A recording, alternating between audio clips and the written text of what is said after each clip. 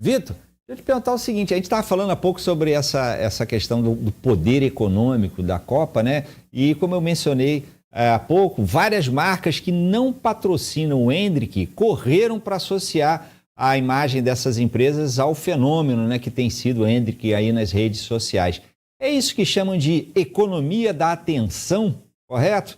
Mas também tem limite aí, risco dessas marcas se apropriarem de uma figura em alta sem um vínculo formal com essa figura? Exatamente, Tadam. No ambiente digital, é, o ambiente digital ele é caracterizado por uma comunicação que é muito rápida. Hoje as marcas têm setores de comunicação que estão o tempo inteiro ligados no que pode gerar uma tendência viral sobre um determinado tema. Muitas vezes as marcas conseguem gerar elas próprias a viralização. Mas a coisa mais comum que a gente observa no ambiente digital são as marcas aproveitando viralizações, ou seja, aproveitando tendências que já estão acontecendo.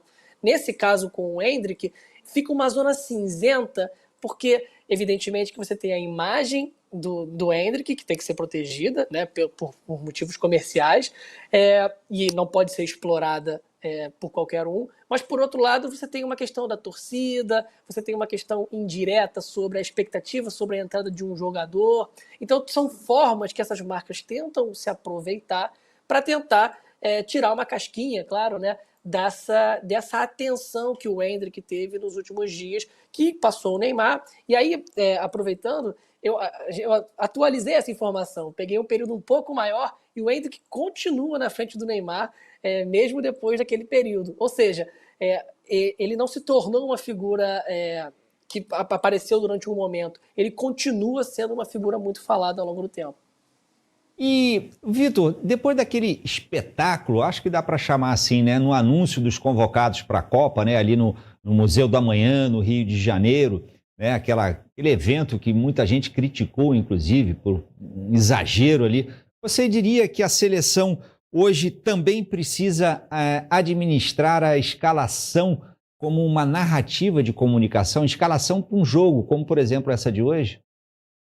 Olha, eu diria que não só a escalação, a própria convocação do Neymar foi uma grande vitória de uma narrativa, né? Boa parte da população construiu o desejo de que o Neymar fosse convocado na ideia de que não é que eu quero que o Brasil ganhe a Copa, eu quero que o Neymar merece ganhar essa Copa. Isso em si já é uma narrativa que constrói um certo enquadramento sobre como as pessoas vão curtir aquele momento, no caso a Copa do Mundo. E aí, nesse caso, a gente tem um choque muito grande, que é um choque tradicional que a comunicação digital gera para diferentes áreas, que é o seguinte, a decisão ela tem que ser técnica, ela tem que ser tomada levando em consideração o adversário, as condições físicas, a estratégia do treinador, mas ela também, ou ela precisa levar em consideração essa pressão e, de alguma maneira, criando alguma certa conexão com quem está esperando, né,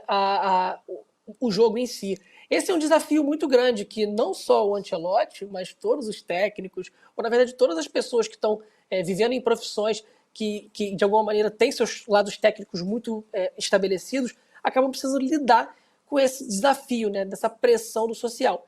Por um lado, é compreensível que se busque, quando você é o treinador da seleção brasileira, algum tipo de conexão com a população. Então, criar uma certa narrativa, colocar jogadores que criam vínculos, isso também faz parte da construção e o Ancelotti é inteligente, ele sabe manejar isso. Por outro lado, não tem a menor condição de você escalar um jogador ou de você fazer algum tipo de movimentação baseado somente na voz da torcida, especialmente no momento de Copa do Mundo, quando a torcida se torna muito maior do que quem costuma acompanhar o futebol. Então você tem muita reclamação, muita buzina por todo lado, e aí é papel, na verdade, da CBF, né, que tem que lidar com esse desafio de proteger, de alguma maneira,